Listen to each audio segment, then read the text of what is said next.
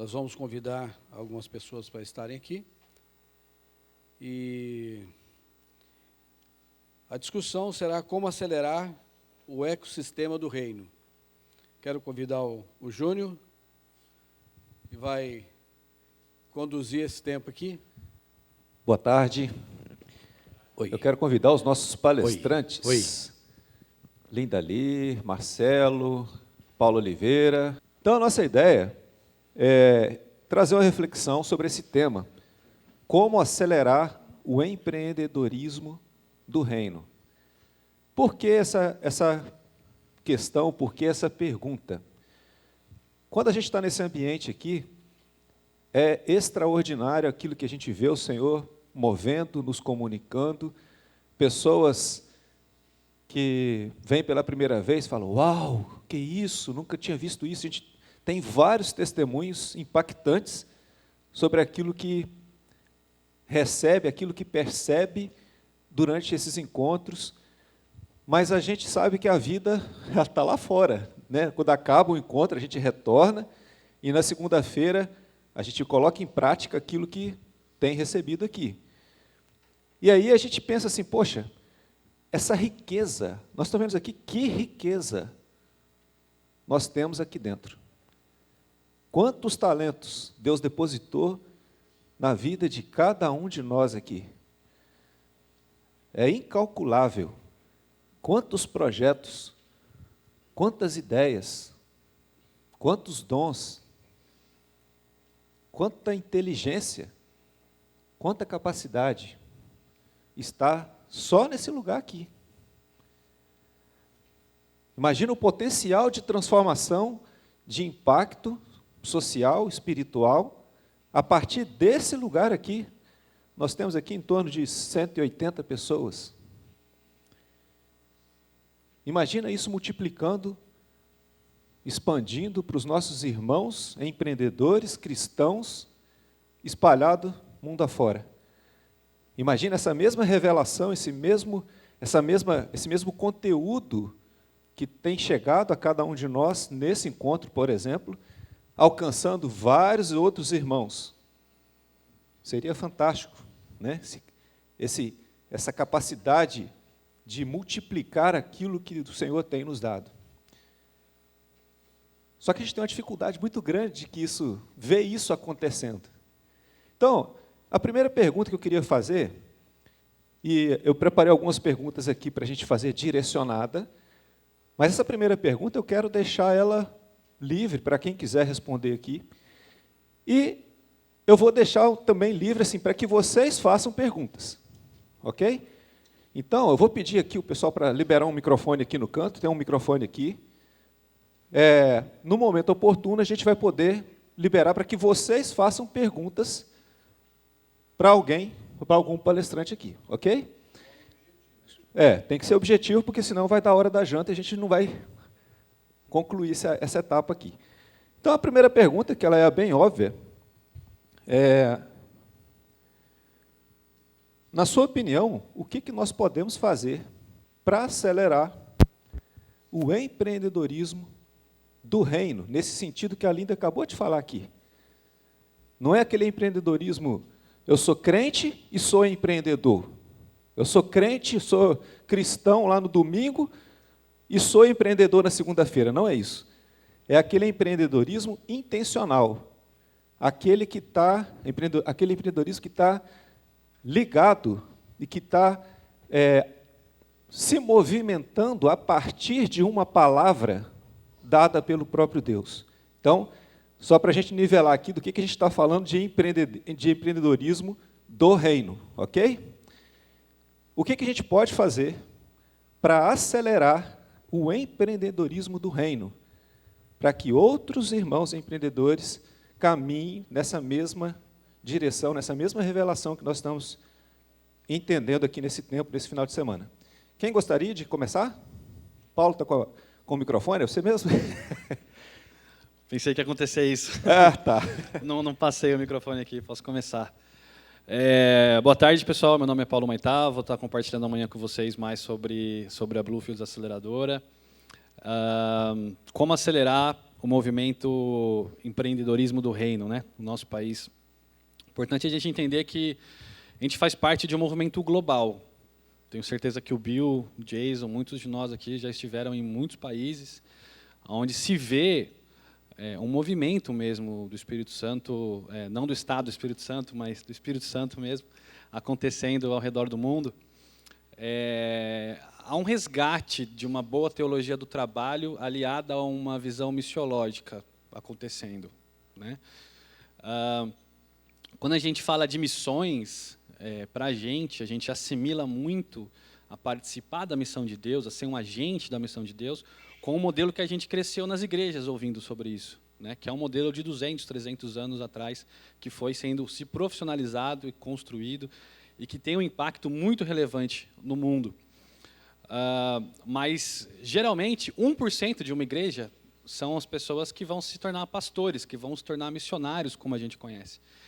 E, geralmente, a participação dos 99% da igreja, que são os empreendedores, os profissionais, tem sido financiar, né, de forma generosa, a missão dos 1%.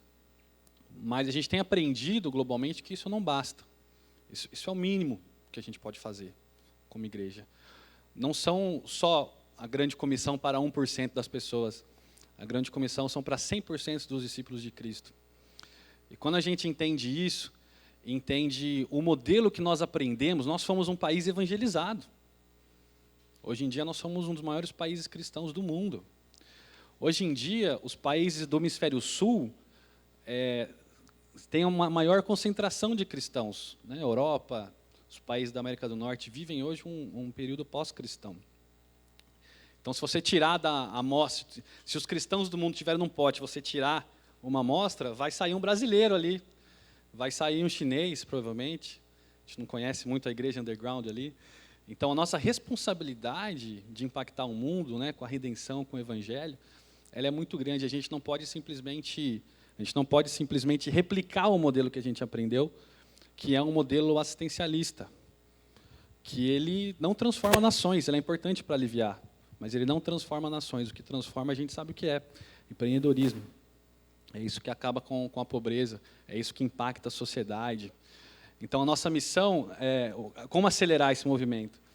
A gente difundir, a teologia do trabalho não tem nada de novo nela, desde a reforma, né? A gente resgatar essa teologia do trabalho no nosso país, entender que 100% do nosso tempo é missional, não só os domingos, mas segunda a sábado, e aliar isso, somos parte da grande comissão. Acho que esse entendimento é uma chave que vira. Algumas pessoas falam segunda conversão, e tenho certeza que isso tem sido... E quem sabe, se a gente fizer um valor por mês, a gente consegue atingir aí os 50 milhões de evangélicos no país, para que compreendam essa visão também. Essa é a minha opinião. Quem quer? João? Eu acho que eu vou aproveitar essa oportunidade. As outras perguntas eu sei que vão ser mais difíceis, então eu vou responder já. Vocês já perceberam que eu tenho mais de um nome? Eu sou João, John, Jason. Nós temos uma música em inglês que termina com Jingleheimer Schmidt. Esquece. Ok. Eu quero simplesmente continuar esse papo aqui. Excelente resposta. Eu quero primeiro perguntar quantos pastores... Tem algum pastor aqui? Pastores? Tem? Pastores? Tem? Eu imaginei. Ok, vocês provavelmente vão ficar ofendidos agora. Para o resto, vocês já ouviram o seu pastor em algum momento pregar sobre o poder de profissões para transformar o mundo? Ou sobre a importância de uma teologia de trabalho? Ou sobre qualquer integração de fé e trabalho que não seja discipulado normal que a gente encontra, mas... Por exemplo, eu estou pregando para vocês, vocês vão conquistar o mundo, vocês vão transformar o mundo no seu contexto de trabalho. Alguém já ouviu uma pregação assim? Ok. Pastores, não vou perguntar se vocês já pregaram essa mensagem, ou algo parecido.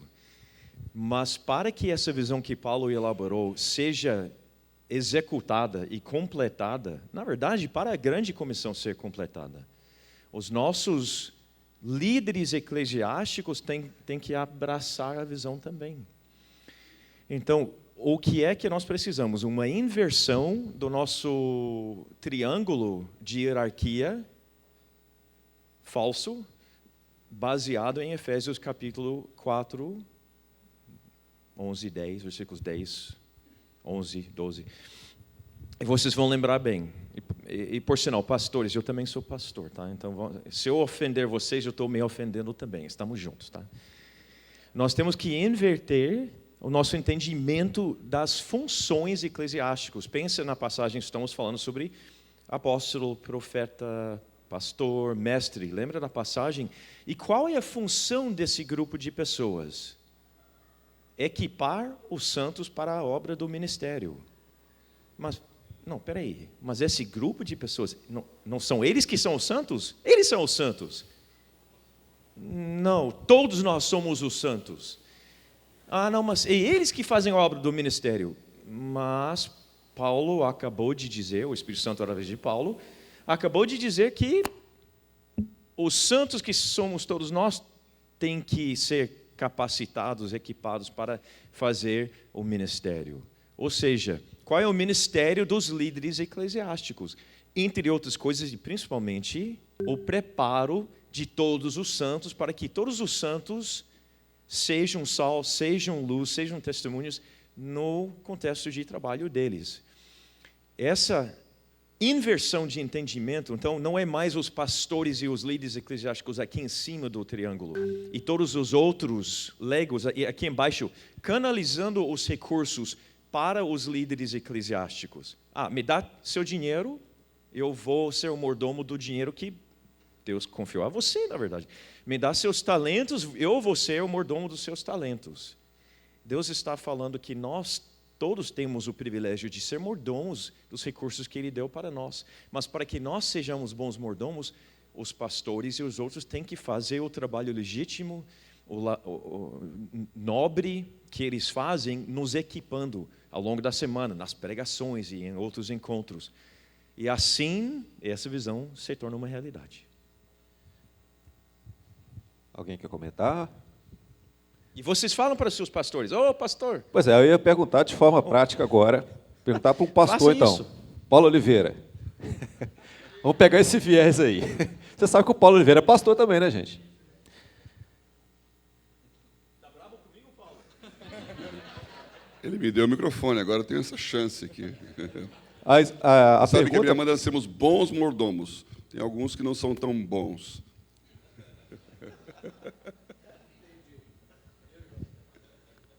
Não, é sobre essa questão. Só complementar a pergunta. Isso. É o seguinte. Nós, de fato, não recebemos esse ensino nas igrejas. Geralmente, não. Né? Alguém aqui ensina na sua comunidade local sobre empreendedorismo e fé? Acho que não. João está dizendo que a gente precisa inverter para que os líderes estejam atentos a esse ensino, né? Eu imagino que desde pequeno começando. Então, as igrejas, de um modo geral, as igrejas, quando eu me refiro à igreja local, elas têm ajudado ou atrapalhado a essa aceleração do empreendedorismo do reino? Bom, primeira coisa, eu acho que para que esse momento empreendedor aconteça, é preciso ter um ambiente. Ambiente é muito importante. Então, se você olhar lá declarações de bilionários americanos que chegam num nível que não precisam mais se preocupar com o dinheiro deles, com o futuro deles, com a herança dos filhos, eles começam a se preocupar com o legado. A coisa que eles mais falam, e o Bill Gates representou isso aí, criando o clube dos bilionários lá, né? É que ele precisa devolver para o país aquilo que o país deu para ele. E ele quer criar um ambiente igual em lugares que não tem. Ou seja, se o Bill Gates tivesse nascido num país do terceiro mundo, ele não teria condição de ser o Bill Gates, porque o ambiente não propicia, mesmo que ele tenha a mesma condição, inteligência e capacidade individual que ele tem. Então, nós temos aqui potenciais empreendedores, mas nós não temos um ambiente. O ambiente é massa crítica. Então, eu acho que eu já falei isso aqui, né? Essa desvantagem de vir aqui 8 vezes é que eu não sei, eu já falei. Eu tenho esse hábito de não inventar histórias, então eu só posso repeti-las. Então, se você já ouviu, por favor, desconsidere. Mas eu tive 8 anos atrás nos Estados Unidos levando o Marcel, que é o empreendedor da Bíblia JFA, que é o jovem que se converteu e que quer uma Bíblia no meu celular. Não tinha Bíblia em celular aqui no Brasil capaz, porque o YouVersion era só online e só para iPhones na época. E aí então ele falou, vou fazer uma. E aí então ele fez a Bíblia, é uma coisa empreendedora, né? Eu não tenho, quero, vou fazer uma. Ele tinha condições disso, ele é um astrofísico, meteorologista, consultor lá do INPE, projeto da NASA. Então ele é um cara diferenciado. Fez um aplicativo, que hoje é o 2º maior do mundo. Levei ele lá para São Francisco. As pessoas ouviram, falaram. Aí, quando eles entenderam que era aquilo que estava falando do aplicativo e como ele funcionava e o tamanho da coisa, e eu deixei de propósito para o final para dizer que era a Bíblia, o investidor falou, escuta, onde você está aqui? Ele falou, estamos em São Paulo. Eu falei, você não está nos Estados Unidos? Não. Aí ele falou, olha pela janela. Aí, os prédios de São Francisco, downtown lá, ele disse, em cada uma dessas janelas tem uma pessoa fazendo alguma coisa como você está fazendo. Você é um jogador de tênis nível profissional. Aqui você vai jogar o US Open. No Brasil, você vai ficar batendo bola contra a parede. Você tem que vir para cá. E aí eu falei, não vamos não. O nosso negócio não é trazer o cara para ter mais um campeão de US Open. O nosso negócio é fazer um aberto lá no Brasil que entre no Grand Slam. Então, nós precisamos atender o telefone. Não, nós precisamos... Nosso cliente. Porque, se formos, isso vai acontecer. Então, o evangelho que é autocentrado, o evangelho que fala você vai prosperar, o evangelho que diz que você vai ser abençoado, o evangelho em que a pessoa vem assistir um culto e não prestar um culto, ele cria um dependente espiritual. Ele cria uma pessoa que não tem essa percepção de ser filho do rei. Ele quer pedir uma esmola para Deus. Então, ele consegue uma palavra mágica para receber um pouquinho. Nós estamos aqui como aquela mulher que está vivendo as migalhas que caem da mesa. Então, eu acho que o nosso papel de pastores, antes de tudo, é de ensinar o evangelho do reino. E aí, empreendedores e empresários, na minha opinião, vem do ambiente que se forma. E esse ambiente ele é fértil. Você vê na história da igreja, quando existe um ambiente de cristianismo, existe criatividade, existe inovação, existe desenvolvimento, existe igualdade social.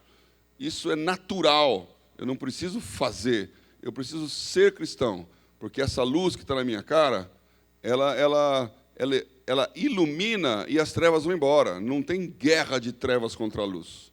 Existe luz. Onde não existe luz, aí tem trevas. Preguei? Depois eu vou fazer uma pergunta mais difícil, tá? Nós estamos aqui com 2 questões.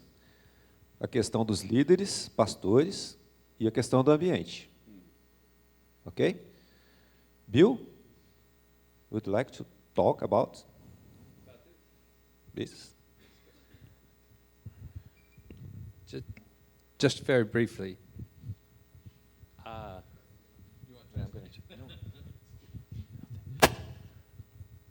Vou falar bem rápido. I think they are talking. Ele vai falar bem rápido. Eu estou traduzindo. I have Ele to get falou. him for a translator. Ele está triste que eu sou o tradutor dele. That's a comedian. Eu sou comediante, ele fala. So they are speaking strategically. Eles estão falando sobre estratégia, I think tactically, mas da perspectiva tática, what is needed is the understanding of the identity of the Christian, much to what Paulo was saying. temos que entender a identidade I do w- cristão, como Paulo falou. I was transferred from a kingdom of darkness to the kingdom of God's beloved Son. Eu fui transferido do reino da escuridão para o reino do Filho do amado de Deus. So I'm in a war of kingdoms. Eu estou numa batalha de reinos. I cannot be silent. Não posso ficar quieto. I have to understand what that means. Tenho que entender o que isso significa. But my identity as a steward then says I must listen to what my master tells me to do. Mas a minha identidade como mordomo fala que eu preciso ouvir o que meu mestre está falando para eu fazer. If I can understand my identity Se eu consigo entender a minha identidade and the skill of listening to the Lord's voice, e a habilidade de ouvir a voz de Deus, and if I can find the easy yoke, isso eu consigo achar o jugo fácil, leve. I can find my way and do it for a very long time. Eu consigo achar o meu caminho e fazer por muito tempo. But I have the opportunity to speak to many BAM practitioners among Muslim countries. Eu tenho a oportunidade de falar com praticantes de BAM, negócios, missão como negócios, em muitos países. If I ask them how many are under a heavy burden, Quis dizer negócios como missão. E se eu perguntar quantos estão debaixo de um fardo pesado? 90% raise their hand 90% falam, levantam a mão. and 10% lie. E 10% mente. It's almost universal. É quase universal. I believe we have to find some solutions to that, or burnout will take us all out. Eu acredito que nós tenhamos que achar soluções para isso, ou senão todo mundo vai ser desqualificado pela estafa, burnout. Marcelo? Boa tarde a todos. Eu acredito que a igreja de Antioquia, ela pode nos trazer alguns elementos importantes para isso que está sendo falado, né? Porque a igreja de Antioquia foi a base de envio de Paulo e Barnabé para pregar para os gentios, né? Então, hoje nós somos um fruto daquilo que aconteceu naquela comunidade. E é interessante nós entendermos o contexto daquela comunidade, porque Antioquia nasceu porque houve uma perseguição em Jerusalém, os judeus convertidos tiveram que deixar Jerusalém, eles foram se posicionando em algumas cidades, né, do entorno, e os irmãos de Jerusalém entendiam que eles tinham que continuar pregando para os judeus, então eles se dirigem para Antioquia inicialmente para pregar para os judeus que lá habitavam, porque Antioquia era uma cidade importante dentro da relação de Israel. E algum maluco, em algum momento daquela história, falou assim, não, para que eu vou pregar só para judeu? Eu vou pregar para um grego também. E o grego mais maluco ainda se converteu.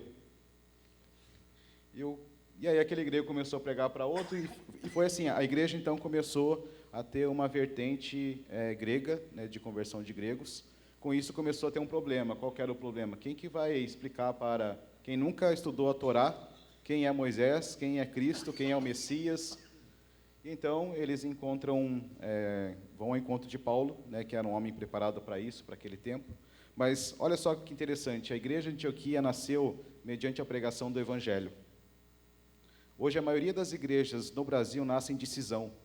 Elas não nascem da pregação do Evangelho. Elas nascem de pessoas que se dividem. Ou seja, já nasce um reino dividido. Então, hoje, os 60 milhões de evangélicos que tem no mundo, basicamente, boa parte deles estão divididos. E o reino de Deus não é um reino de divisão, é um reino de unidade. Então, é necessário pregar o evangelho do reino, porque o evangelho do reino vem para definir, para que você possa se unir a Cristo. A segunda coisa que a gente vai ver nessa igreja de Antioquia, que ela tinha um compromisso com as diretrizes do Espírito. Porque nesse momento em que a igreja começa a crescer e fervilhar em Antioquia, fala que profetas começaram a sair de Jerusalém e foram para Antioquia. E nisso um profeta fala assim, vai haver uma fome em Jerusalém daqui a 2 anos. Imediatamente, aqueles irmãos se levantaram, se posicionaram e levantaram uma oferta para enviar para Jerusalém, 2 anos antes da fome. Quando nós falamos em acelerar, não é ter pressa. Acelerar significa antecipar aquilo que está para acontecer, porque já nos foi dito isso. A terceira coisa que nós vamos ver dentro dessa igreja é que eles construíram um ambiente espiritual, um ambiente onde aprenderam a ouvir o Senhor, de maneira coletiva. E eles permaneceram nesse lugar, em oração e jejum, aprendendo a ouvir o que você está fazendo, para onde você está indo, para onde devemos direcionar os recursos. A partir deste lugar, Deus fala: levanta, separa Paulo e Barnabé para a obra que eu tenho designado sobre eles. E ali, então, se forma uma plataforma de missão global.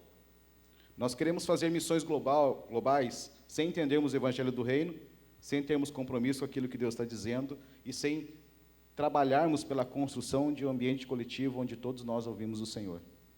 Então, nós precisamos repensar a nossa jornada de vida, de fé, de trabalho, de empreendedorismo, de relações, porque no Evangelho do Reino, ele promove esse tipo de mudança e esse tipo de transformação. Por isso, em 2 anos, a Ásia toda foi evangelizada por Paulo, porque houve uma observação daquilo que Deus estava construindo. Então, acho que esse é um grande desafio na construção de um ambiente empreendedor do Reino. Legal, Marcelo, obrigado. Linda? Só queria fazer um contraponto para fazer justiça aqui aos pastores. Eu sei que falta mesmo, há uma deficiência, né, do ensino, mas eu sou pastora na igreja, eu não sou pastora ordenada, mas eu exerço o ministério de pastoreio, né, faço aconselhamento, ensino, e eu vejo que também há os dois lados, né? Então, enquanto o pastor está pregando para a ovelha, que a única coisa que ela precisa, para ela ser crente de verdade, que ela tem que fazer é bater cartão no domingo, a ovelha está gostando. E eu estou falando isso da minha experiência. Quando o pastor começa a chegar e falar assim, ó, seguinte, não é só 10%, é tudo, é 100%, aí a ovelha, esse pastor está ficando meio doido. Muita gente me questionou, mas Linda, pode misturar negócios com fé? Pode misturar dinheiro? Eu falei, mas o que pode não misturar com fé? Porque o que a gente que é fazendo o gancho aí com o que o Bill está falando. Então, eu acredito que precisa também haver a provocação por parte da igreja, das ovelhas. Para o pastor, bota o pastor para estudar, que foi o que fizeram comigo. Né? Falo, Linda, eu creio em tudo que você fala, que você ensina, eu creio no Evangelho, mas eu não sei o que eu faço com isso no meu trabalho. Você sabe? Eu falei, não sei, vamos procurar, vamos estudar.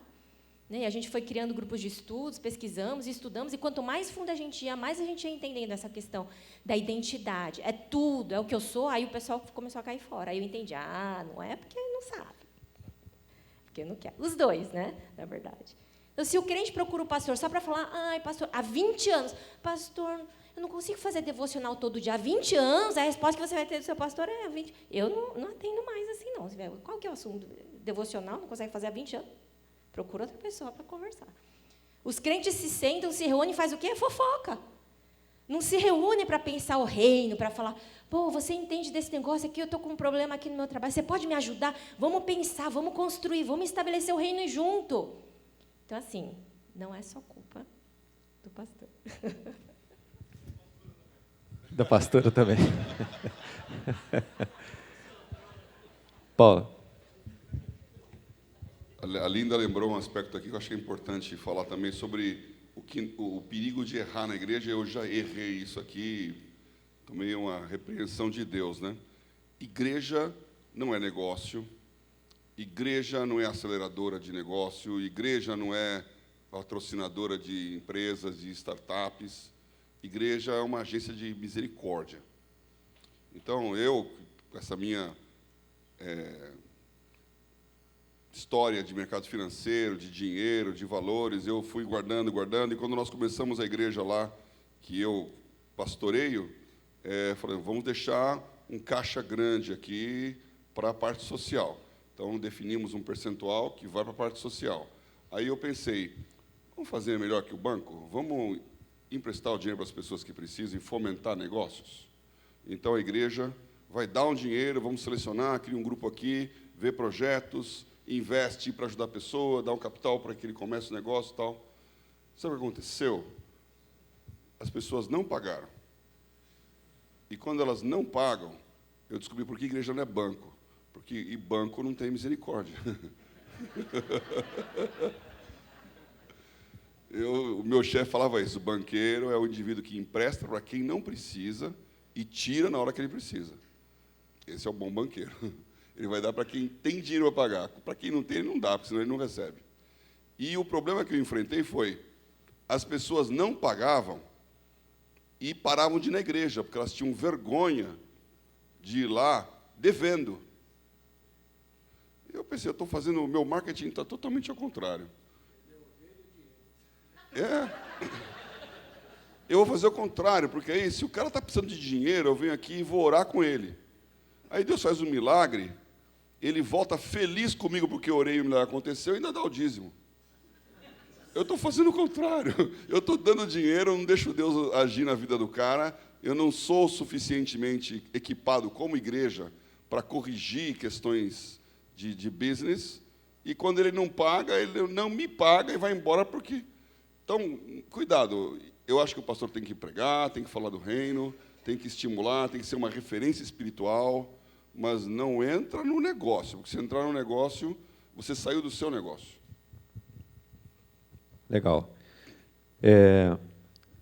Então vamos fazer a coisa ficar um pouquinho mais prática agora, né? Nós vimos falar aqui que os pastores precisam entender o papel dele enquanto líderes que ensinam as ovelhas. Nós falamos de criar um ambiente, né, de aprender a ouvir, né, de forma coletiva, né, de aprofundarmos mais nessa mensagem do Evangelho do Reino.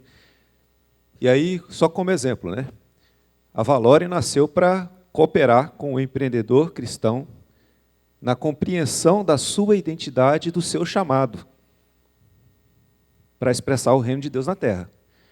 E toda vez que a gente faz esse congresso, que tem sido feito uma vez por ano, é algo sobrenatural que a gente vê acontecendo e os testemunhos dos irmãos que participam. Só que toda vez que a gente vai organizar um evento, é um desafio gigante.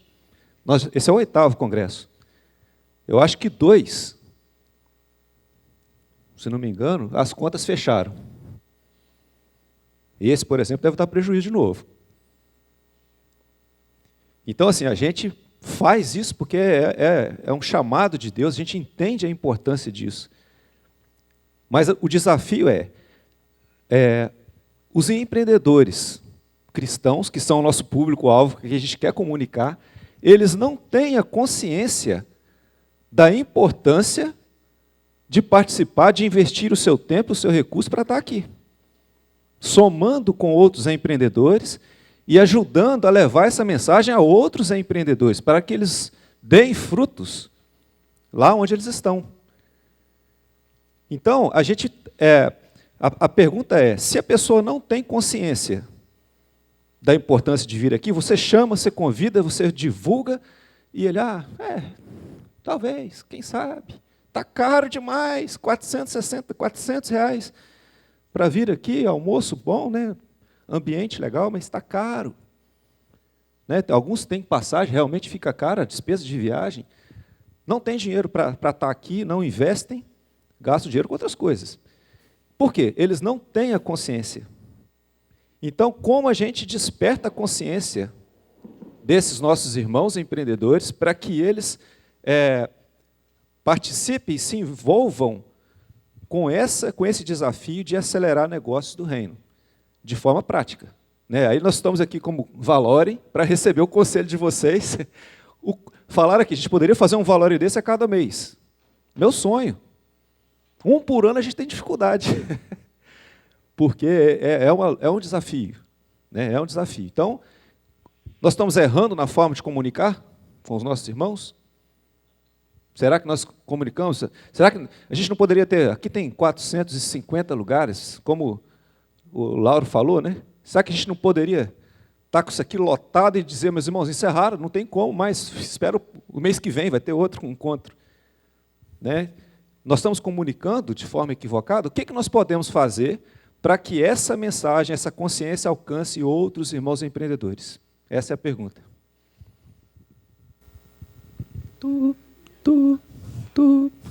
Sobrou para mim Vai lá, de novo Paulo. aqui com o microfone que o PO me deu. Bom, o Bill falou uma coisa muito interessante sobre a gente fazer uma transição desse papo mais estratégico para uma conversa mais prática. A gente fez, né, Jason, um podcast essa semana juntos, e foi perguntado para a gente, assim, isso é só fogo de palha? os empreendedores cristãos tentando fazer a diferença na sociedade, sendo missionais, ou isso é alguma coisa que vai realmente acontecer? Não esperava essa pergunta, mas eu falei, para mim não é fogo de palha, mas o meu medo é que a gente não transforme essa estratégia em ação, que a gente não consiga responder isso, porque a gente não tem todas as respostas. A Linda comentou, como que eu faço isso então no meu trabalho? Né? Isso é uma pergunta excelente, porque a gente está saindo do uau, é possível então eu adorar a Deus com o meu trabalho e tal, para o how, né? Para o como. Né?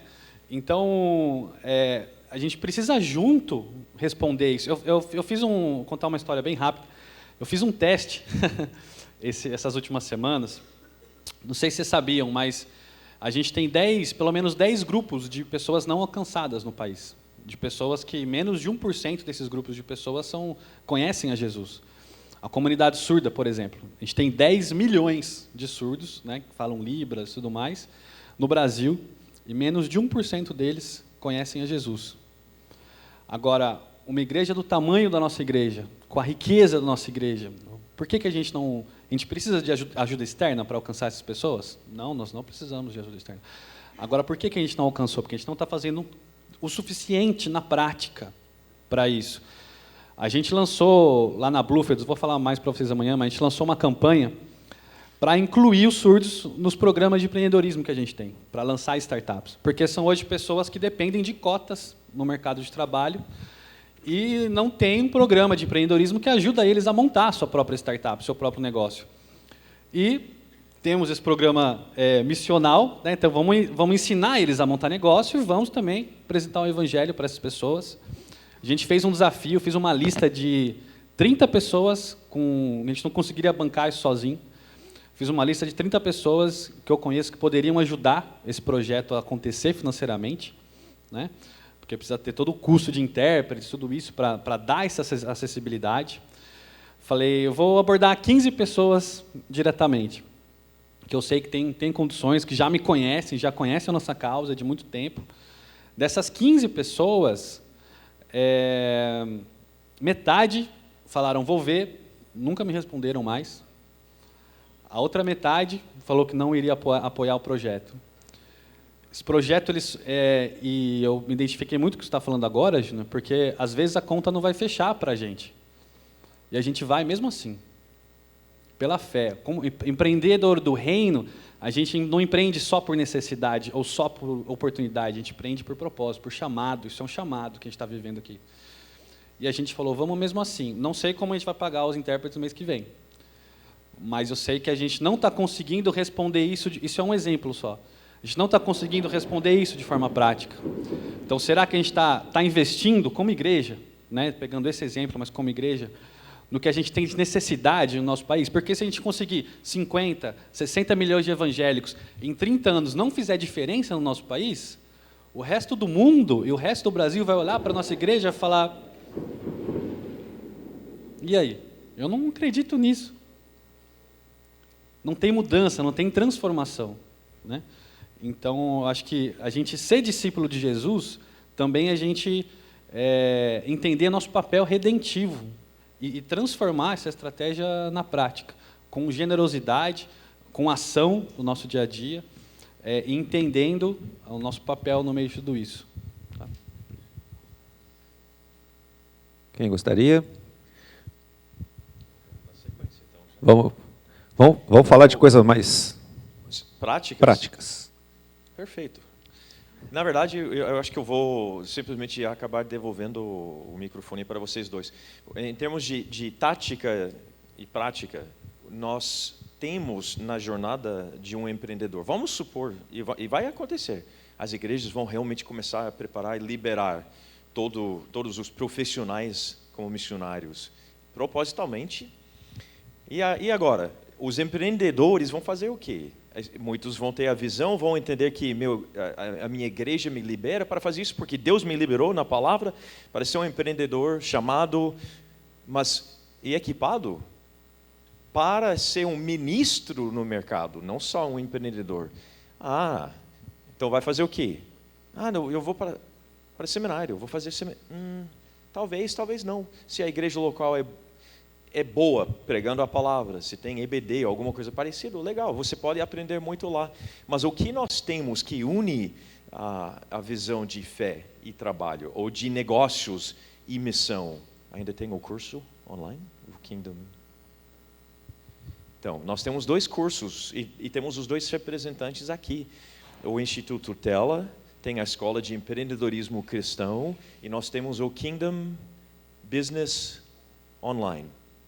2 cursos maravilhosos. Tem mais um, que eu não vou mencionar por enquanto. Eu acho que seria apropriado vocês falarem bem rápido sobre os 2 cursos. Concorda comigo? Sim. Eu gostaria de, já que eles vão falar do curso, do Tela, que é a pergunta, né? Como que vocês comunicam para as pessoas do curso, para despertar nela a consciência de que ela precisa participar do curso? Esse é o X da questão.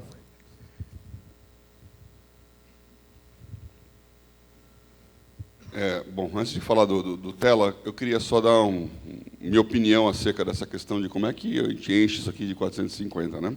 Já participei de várias reuniões de fechar a conta, rachar a conta, o que faz para o ano que vem. E, de novo, quando você olha na Bíblia, como é que o fermento leveda toda a massa? Então, esse é um processo de contaminação, né? Você encosta e vai fermentando a outra pessoa. Isso pode ser levado num ponto negativo, que tem muita aplicação bíblica do mau fermento, fermento dos fariseus, mas você também faz com que o bolo cresça quando você ativa as pessoas, né? Que é uma palavra que o pessoal está gostando bastante hoje aí. Então, uma coisa que eu levo para mim, né? O que eu posso fazer? Eu não posso pensar assim, eu não tenho condições de mudar o mundo, eu tenho condições de fazer alguma coisa. Se você tem um negócio, se você tem um orçamento, você deveria pegar nesse orçamento e dividi-lo em pedaços de como gastar o dinheiro para que o dinheiro não te gaste, você que gaste ele. Então, você tem que colocar as suas contas, as contas fazem um orçamento base 0, né? Do mais importante para o menos importante, define a sua nota de corte, naquela nota de corte, o que ficou para baixo da lista, você simplesmente não gasta. Se você vai numa empresa e ela tem um orçamento, isso significa que, se ele quiser comprar um computador novo, ele não pode simplesmente chegar lá e falar um computador novo. Ele tem que estar orçado. Então, ele tem que planejar e pensar, esse ano eu vou ter que comprar tantos computadores novos. Põe no orçamento. Eu já fiz um monte de orçamento, todos os setores da empresa fazem o seu, quando você soma, nunca dá o dinheiro. Aí você volta e fala, corta 20% do orçamento, corta 15%. Então, tem todo um processo para construir aquele orçamento, que você deveria fazer isso no seu negócio, com certeza, e deveria fazer com a sua vida, se quiser uma boa gestão. Na hora em que você tem esse orçamento pronto, você define aonde acaba o seu dinheiro. Então, saia dessa percepção errada de que o meu dinheiro não dá para o que eu gasto. O meu dinheiro não chega no fim do mês. É uma questão de corte de custo. Então, você coloca lá, eu ganho 1.000, ganho 2.000, ganho 10.000, então onde vai acabar o meu dinheiro e dali para frente eu não vou gastar? Aí você descobre que esqueceu uma coisa importante. Refina o seu orçamento, coloca aquela coisa importante. Para ela entrar na lista, tem que sair alguma coisa. Isso é depois você consulta aí, orçamento base 0. Como constrói isso? E quando construiu isso, tem que colocar 10% de dízimo. Não é isso? 10% de dízimo. Isso é lei. Então, você põe ali. Ponha 10% de oferta.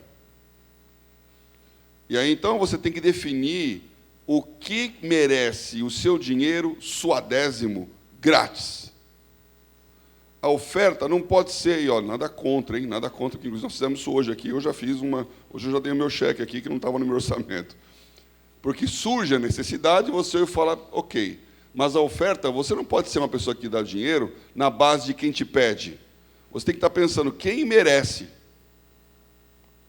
Então, quando você separa um pedaço do seu orçamento, fala, esse dinheiro eu vou doar para alguém. A pergunta é, para quem que eu vou doar? Aí você vai atrás da causa. O Exército de Salvação, muitos anos atrás, ganhou o prêmio da ONU de organização mais eficiente da Terra, porque na época era 75%, quase 80% do dinheiro arrecadado chegava no necessitado. porque tinha uma estrutura muito baixa de custo. E aí, então, a General de Salvação dos Estados Unidos veio falar na Anshan, em São Paulo. Foi uma coisa que marcou a minha vida, aquilo. Porque ela veio falar, e eu tenho toda uma história que eu não conto aqui, familiar, que eu conheço bem a história dessa salvação. E ela chegou e disse, nós aqui, como Exército de Salvação, ganhamos prêmio por 3 questões. São 3 Hs. O primeiro H é head. Nós mudamos toda a estratégia da salvação, que era um negócio de ficar tocando música na rua e batendo aquele caldeirão no Natal, né? Que era meio caricato. Lá em São Paulo, o pessoal nos restaurantes vendendo versículo. Então, nós estruturamos, porque no board da salvação estão todas as grandes empresas do mundo, eles nos ajudaram a fazer um programa estratégico de transformação da empresa. O segundo H, hands. Nós estamos em 100 e tantos países. Leprosário, Casa da Mãe Solteira, criança, jovem, né? Contou toda a história social de salvação, que é uma organização fantástica. Ela disse, a razão pela qual nós ganhamos esse prêmio é o terceiro H, que é heart. Eu amo as pessoas.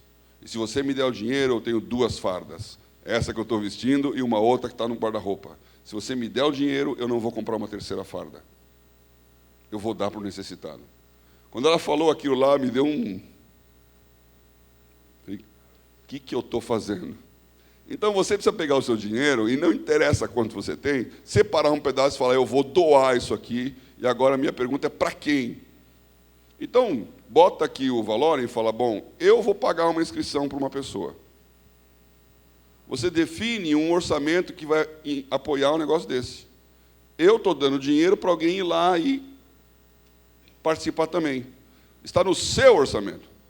E quando essas coisas crescerem, ela é o fermento, vai crescendo, crescendo, crescendo. Isso é um lado prático de encher mais esse lugar.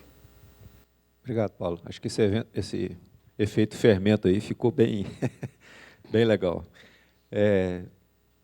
Só deixando claro assim, que muitos já fazem isso. Né? Nós vimos testemunho aqui de alguns que pagaram para que ele estivesse aqui e o que aconteceu a partir desse encontro com o Senhor nesse ambiente. O Lauro estava me lembrando aqui, bom, deixar claro assim, quando a gente estabelece a tarifa, a gente faz uma conta lá, né? Bom, temos os palestrantes, temos que pagar passagens, hotéis, alugar o espaço, a comida. Aí a gente pode fazer um marmitex aí de 15, 20 reais, ou pode fazer uma comida melhor, né, onde a pessoa se serve à vontade. A gente quer fazer o melhor. A gente faz esse orçamento. Aí a gente imagina assim, gente, quantas pessoas a gente pensa que vai participar desse evento? O Lauro está lembrando. Esses preciosos irmãos aqui não cobraram nada para vir aqui. Ok? Todos voluntariamente servindo. Só para deixar claro. Então, assim, vamos fazer uma conta aqui, dividindo esse orçamento por 130 pessoas, dá para fazer aí por R$400, 460, né? Lote 1, lote 2, lote 3, faz a conta, fechou. 130 pessoas, não é nada. Aí começa a novela. Né? Quem vai? Aí a pessoa não se inscreve, aí fica a dica, né? Quando abrir inscrição, coopera com a gente, se inscreva logo no primeiro lote, você vai pagar mais barato, e já dá um fôlego para a gente começar a gastar com passagens, com várias coisas. Então, é assim que define, né, a inscrição. E a gente faz o máximo para que ela seja o mais barato, para não criar uma barreira para as pessoas que têm mais dificuldade. A Valore não tem lucro. Tá? Diga-se de passagem, nós somos uma associação no CNPJ. Não tem lucro. Né, a gente está aqui servindo, os irmãos aí da diretoria, né, servindo, busca, traz, investem, né, voluntariamente pela causa. Tá? Então, a gente não tem, nós vamos ganhar dinheiro. Né? E é interessante, né? Teve um irmão de Cascavel que estava pago, animado para estar aqui, na última hora surgiu um imprevisto lá, ele não pôde vir. E ele ligou avisando, olha, infelizmente eu não posso e tal. Eu falei, infelizmente. Aí ele falou assim, mas eu gostaria de abençoar alguém. Se tiver alguém aí precisando, pode passar a minha inscrição para ele. E aí a pessoa está aqui. Gritou de alegria, né? Glória a Deus, eu queria tanto ir. A Regina ligou, olha, fechou, está aqui. Por outro lado, teve uma outra pessoa que perdeu o ônibus, estaria aqui, não pôde vir. Mesma coisa, ligou, quero meu dinheiro de volta. Aí a Regina perguntou qual o motivo, coisas da vida. E a Regina foi conversando, olha, nós temos uma política, está lá no site, para devolver seu dinheiro. E a pessoa, assim, humilhou a Regina, falando assim, como que um atendimento desse, como que vocês... Agora que eu não vou mesmo, eu até estava pensando em ir. E a Regina, assim, ela atendeu vários de vocês, fez um trabalho aí que me ajudou demais aí nesse congresso. E ela foi literalmente colocada como uma funcionária mal paga, que atende mal as pessoas. Né? Então, assim, ainda tem uma mentalidade de vir para o que eu vou ganhar aqui. Né? E outros já entenderam que tem algo que é o Senhor, né, que está muito acima daquilo que eu vou ganhar. Então, só para deixar claro, né, a Valorem, a gente faz isso voluntariamente, enquanto organização, tentando fazer a coisa mais barata para trazer, para não dificultar. Infelizmente, passagem aérea está caríssima, hotéis está cara, comida, vocês sabem como é que estão os preços das coisas. E a gente ainda estava praticando o preço de congressos passados ainda. Ok? Só para deixar claro essa questão aí quando eu falei que vai dar prejuízo, né, eu provavelmente, não sei como é que ficou lá, a gente ainda vai saber. Antes da gente abrir para perguntas, eu queria abordar um outro tema aqui, que é a questão dos jovens. A gente tem incentivado os jovens, né? Está aí o Bernardo, outros estudantes, né, que vieram, temos aí em torno de 24 estudantes. A gente percebe que essa geração, nós batemos um papo aí numa live aí semana passada, parece que o jovem pensa diferente hoje. Ele não está tão preocupado em ter as coisas como na minha geração a gente preocupava de trabalhar para ter uma casa, ter um carro. Hoje eles querem mais viver uma nova experiência, né? Não está preocupado nem tirar a carteira estão querendo mais. Né? Andam de Uber. Isso pode ser uma vantagem quando a gente fala desse aspecto do reino. Eles não estão ligados a coisas, quando eles entendem uma causa, eles mergulham. Né? Então, eu queria perguntar sobre essa questão dos jovens. Como incentivar, ativar os nossos jovens com essa pegada, né? Porque talvez na comunidade dele ele não vai ouvir falar sobre isso, né? Talvez na escola, faculdade, muito menos. Ele está sendo formado lá para ser empregado de alguma empresa. Né? Então, eu queria deixar essa questão para a gente refletir. Né? Como a gente encher isso aqui de jovens? Né? Porque, normalmente, o jovem é o que não pode pagar a inscrição. Aí a gente faz metade do valor para o jovem vir. Né? E a conta não fecha depois também. Como é que a gente pode mudar esse quadro aí, trazer jovens para estar aqui como o Bernardo aqui, né? Olha, eu quero trabalhar, me ajuda. Então, aí eu completo já o que tinham falado aqui, né?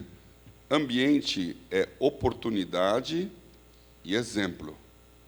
Então, o ambiente é um lugar onde eu tenho a chance de fazer as coisas, porque tem uma infraestrutura que me dá oportunidade, e eu tenho alguém que eu estou olhando e que me é exemplo. Então, nós estamos pensando nos jovens, aí nasceu Tela. Tela é um instituto chamado Tecnologia, Empreendedorismo, Liderança e Ação, que está viabilizando que jovens venham empreender. E a maneira de fazer isso é uma escola de empreendedorismo cristão, que é uma escola de 3 meses, online. Então, você tem ali aulas gravadas que você pode ouvir quando você quiser. 3 meses você seguir lá a sequência, mas ela fica 1 ano disponível para você, né? Você paga uma assinatura lá e tem 1 ano para poder assistir. Professores são pessoas que têm competência naquilo que eles fizeram nas suas áreas, né? Então, eu vou falar de mercado financeiro, o Cabreira vai falar de agronegócio, o Stélio Toda vai falar de e-commerce, né? O Stélio é um dos cofundadores do Mercado Livre. O Antônio Torres aqui, de Vitória, dessa parte de negócios e também da área social, ele é o dono da Forte Leve, do Instituto Água Viva. Então, tem várias pessoas, o Maurício Cunha, falando sobre política a parte do atendimento à criança, adolescente, e pastores, na parte teológica. Então, você tem várias e várias aulas em que você vai entender o assunto, e depois tem lives mensais em que tem um mentoreio ali. Você consegue falar com a pessoa e trocar experiência. Então, é uma maneira do jovem entender, porque ele tem que ter a oportunidade de acesso e tem que ter o exemplo para poder seguir. Fala, puxa, se eu fizer isso, vai ser assim, vai ser assado. Então, do lado do Tela, a nossa oferta, né, é criar esse ambiente de ensino através de uma escola online. Outra coisa também que aí nós estamos aprendendo isso no marketing, e fica você também como igreja, inclusive, porque é a mesma coisa. Entenda o mundo digital. O mundo digital é uma revolução que veio para ficar, e ele tem várias e várias maneiras de entender. Uma delas é, para você falar com o seu público, você tem que saber como chegar até ele. Então, você pensar no modo tradicional, você tem lá a High Street, lá tem a Main Street, tem a Rua do Comércio, em qualquer lugar, em que vai ter lá Bradesco, Itaú, Santander, Banco do Brasil e Caixa, que vai ter lá Droga Raia, Droga São Paulo, Pacheco, não sei o nome, coloca aqui, Drogazil, e vai ter ele AU, que é Universal, Internacional e Mundial. Então, você tem no modelo de porta aberta, que é um modelo que sempre funcionou. É um modelo de passou na rua ali e consumiu. Aí a Amazon cria uma store que é lá na rede, você não está na rua, e atinge as pessoas. Como é que você atinge as pessoas para trazer para a sua igreja, sem colocar a igreja na rua principal, fazendo propaganda? Então, esse é um admirável mundo novo, que está começando agora, mas os algoritmos que estão por trás de Facebook, que tem Instagram e Facebook, YouTube e outros mais, eles são ensináveis. Então, se você começar a testar na sua comunicação, quem é o meu público-alvo? Ele vai atrás daquele público-alvo. Então, não é você que tem que procurar a pessoa. Ela vai ser acessada por esses algoritmos. É um mundo aqui todo, dá para falar agora, mas ele vai testar a frequência. Se uma pessoa receber uma mensagem 3, 4 vezes daquele segmento, seja um produto, seja um curso, seja uma igreja, fica na cabeça da pessoa. Então, quantas pessoas estariam aqui hoje se soubessem que esse evento existe? E a questão é que elas não sabem. E elas não sabem porque a nossa rede de relacionamento é muito curta, muito pequena. Na hora que você aumentar essa rede, e a tecnologia permite isso, tem muita gente que daria muito para poder pagar os 450 até mais para estar aqui, mas eles não sabem. E nós podemos descobrir onde eles estão. Então, eu estou investindo nesse negócio aqui agora. E entendendo assim, depois eu posso contar o testemunho lá do... Hoje, o vendedor número 1 mundial do Facebook, em termos de, eles chamam de ROAS, que é Return on Average Sales. O número 1 do mundo é um pupilo meu, que é um filho do pastor da Bolívia, que há 1 ano e meio atrás não sabia o que era Facebook. Então, é incrível como a tecnologia é rápida. Agora, tem a outra também, né? E você também ia falar da Kingdom, lá da escola. Não. Ela. Pegando o gancho aqui, acho que o Paulo Oliveira falou algo muito importante, além do ambiente, os exemplos. Né? Então, especialmente os jovens, você vai ver que, mesmo nas grandes empresas, a gente tem tido assim, essa tendência, não sei o quanto ela é sólida, mas não importa mais o que você estudou, o que você sabe na teoria, né? Mas é o que você sabe fazer, o que funciona, né? Então, eu vejo assim que uma das dificuldades dos jovens engajarem nessa questão do empreendedorismo, do reino, da integração da fé, é falta de exemplos, né? Então, quando ele chega a falar, tá bom, eu quero fazer, como que faz esse negócio? Mentor, ele vai achar um monte. Todo mundo quer ser mentor sentado na cadeira, mas eles não acham gente que está reestruturando a sua empresa, que está redirecionando, que está andando em integridade, que está olhando e falando, esse negócio aqui é de Deus, precisa refletir o caráter de Deus, então eu vou ter que arrumar a casa aqui, né? E isso vai custar que eu, de repente, desça um patamar no meu nível de vida, que é um exemplo que a gente viu lá na nossa igreja. Então, um grande desafio que a 1212 trouxe para muitos empresários foi essa questão da integridade, né? Da idoneidade fiscal, tributária, legal, enfim. E daí o pessoal falava, não, mas não dá, não funciona, se fizer a conta, não dá para pagar. Mas não dá para pagar o quê? Não dá para pagar o condomínio onde você mora agora, o restaurante onde você está acostumado a ir. Então, assim, é mais complexo, né? A gente, trabalhando com jovens, a gente viu lá muito se engajando. Tive vários jovens na igreja que tiveram como seu trabalho de TCC da GV, né? Muitos que fizeram a GV, que usaram o case da 1212, né? E que levaram esse desafio para os seus professores da universidade, professores que até trouxeram contribuições para nós, né? Que legal que você faz isso.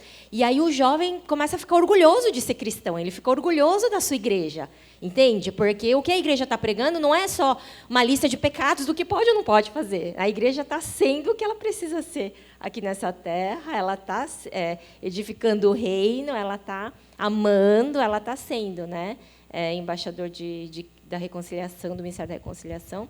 Então, eu acho que fica o desafio aqui para os veteranos, para os mais velhos, né? Comece, obedeça, seja fiel. O que dá para fazer na sua empresa hoje, né? Não tem aquela história, né, diz que uma pessoa que eu conheço, na verdade, né, foi fazer evangelismo de rua lá numa cidade que era próxima do centro de São Paulo, né, em Guarulhos, e foi no final de semana, vamos evangelizar, vamos fazer evangelismo de rua. Aí foram batendo de porta em porta, né, antigamente era assim que a gente fazia, e aí um membro da nossa igreja, ela bateu numa porta, a hora que o dono da casa abriu a porta, era o funcionário da empresa dela. E aí a crente olhou o funcionário e falou, e agora? Porque simplesmente o distrato, entende? O exemplo. Ela não tinha coragem de abrir a boca para falar, então, sabe, você quer seguir o Deus que eu sigo? Porque o funcionário ia falar não. Então, é com isso que a gente precisa lidar na prática. Né? Então, hoje, como que está aí a sua relação? Como que você administra o seu negócio? Como que você, como membro de uma igreja, você pode ser convidado, né? Não porque você estourou lá o seu empreendimento, mas porque você é alguém que está andando ali o discipulado, né? Está obedecendo o Senhor, e aí você pode ser convidado no grupo de jovens da sua igreja e falar, olha, eu quero abrir uma vaga de um estágio na minha empresa, porque eu quero compartilhar com você, jovem, como é ser um empresário que teme ao Senhor, que vive o reino, que submete, né, a gestão da sua empresa, todos os relacionamentos, a gestão, né, dos recursos, tudo para submeter ao rei desse reino que a gente vive. Quantos de nós podemos chegar no grupo de jovens da nossa igreja e dizer isso? Né? Então, que a gente possa dizer isso. E aí os jovens vão vir. Né? Legal, muito bom. Temos perguntas aqui, gente? O papo está bom, mas a hora está... Vem cá, Nathan, pode chegar aqui rapidinho. Nós temos que ser sal e luz. Eu ouvi uma palavra recentemente que a pessoa falou assim, qual que é a principal função do sal? Aí a pessoa, conservar, salgar, né? Aí ele falou assim, a principal função é ele dar sede. Quando ele dá sede, a pessoa quer água, né? Ela quer beber. Então, será que a gente está, com o nosso viver, sendo sal e provocando essa sede do reino, essa sede de conhecer o Senhor? Vamos lá, Natan. Está aberto o microfone aí? Tá? Manda ver. Para quem é a pergunta? Na verdade, eu queria perguntar se posso quebrar um pouco o protocolo. Ao invés de pode, vou até sentar que se quebrar não... Que é o seguinte, quando você tinha feito a penúltima pergunta para eles, da questão de por que tinha pouca gente aqui, essas questões, eu já fiquei meio incomodado ali. Quando você entrou nessa questão do jovem, aí eu falei, não, tenho que falar. Porque eu creio que aqui agora, até a questão de empresas que falam, vocês estão falando da galera que está dentro da empresa, do que a gente pode melhorar o produto e não sabe o que melhorar. Eu estou de fora, eu sou consumidor, eu posso falar o que eu quero do produto. Não estou falando isso como falando mal, estou falando por que eu vim aqui. Porque eu era uma pessoa que até então tinha zero interesse no Congresso, nas edições anteriores, no sentido da parte de empreendedor. Não era nada que enche meu olho, nunca encheu meu olho. Quando eu via a pessoa falando, empreendedorismo, empreendedor, eu via um espadachim de ego, pessoas com egos super inflados, brigando contra outras, procura de dinheiro intenso, e eu vendo isso, devido ao convívio que eu já tive de situações que eu estava junto e via que essa procura intensa pelo dinheiro só dava problema, eu ficava a parte disso. E por isso era uma das coisas que nunca encheu meu olho. Eu sou universitário, sou uma das pessoas que é nesse jovem. A faculdade onde eu estou hoje, a nossa empresa júnior, é a maior empresa júnior do Brasil, questão da área médica. A galera presta serviços para hospitais, para clínicas, para pessoas nos singulares, a pessoa jurídica. Tem a maior referência, a minha panelinha do grupo da faculdade é 50% a 60% da presidência e da diretoria dessa empresa júnior. E eu tenho um convívio direto com essa galera, e era uma galera que eu falo, não quero trabalhar com isso, eu gosto de trabalhar com eles, porque é uma galera boa de serviços, essa galera de empreendedorismo é uma galera boa de serviços, então por isso que eu gosto muito de trabalhar com eles, mas viso o dinheiro, isso era algo que eu não tinha nenhum interesse.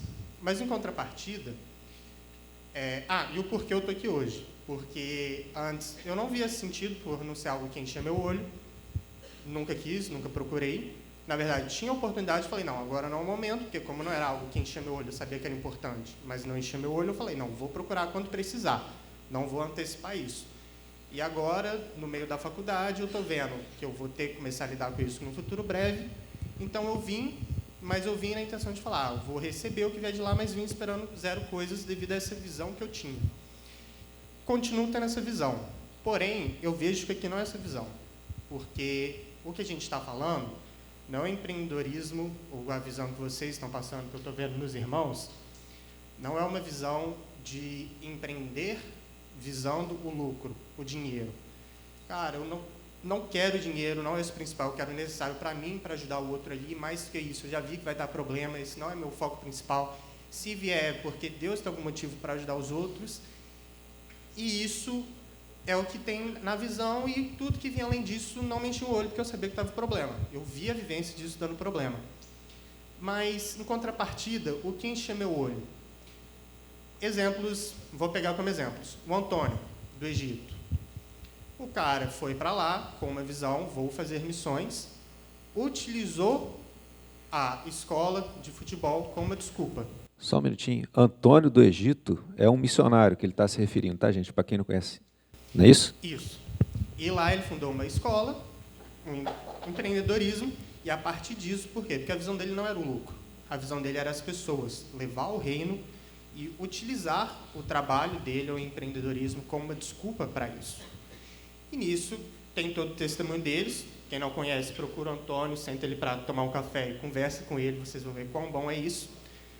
Outro exemplo, Sandra e a Gislene, quando estavam no Afeganistão. Estou falando isso que são exemplos que eu tive próximo, que eu sentei na mesa, eu tive convivência, eu tenho um convívio com eles. Sandra e a Gislene, Escola do Futuro, no Afeganistão. Eles utilizaram o empreendedorismo, utilizaram o empreendimento como uma desculpa para levar o reino de Deus para fazer aquilo. E através disso foi o necessário. Então, isso que eu vejo nos irmãos, que nem o exemplo da Linda. Aquela história da mulher, é isso que enche o meu olho. Não é uma empresa grande, não é um nome, não é uma profissão, porque isso eu já vi que dá problema se você fixar nisso. O que eu quero é o que ela viveu, o que esses irmãos viveram, e é isso que eu creio que, pelo menos assim espero, que muitos irmãos também estão buscando. E quando a gente vê essa visão do empreendedorismo fora do reino, fora dessa visão social, dessa visão de levar o mundo, falando por mim, não me encher meu olho. Agora que eu vim aqui, eu vi que a história é diferente, eu vim esperando uma coisa para um futuro que eu vou precisar, eu vi que é outra, e que era coisas que eu estava desejando, mas eu via poucos exemplos próximos, poucas pessoas falando sobre isso não me enchia meu olho, mas agora que eu vi isso, com certeza, os próximos, eu vou fazer o possível para estar aqui.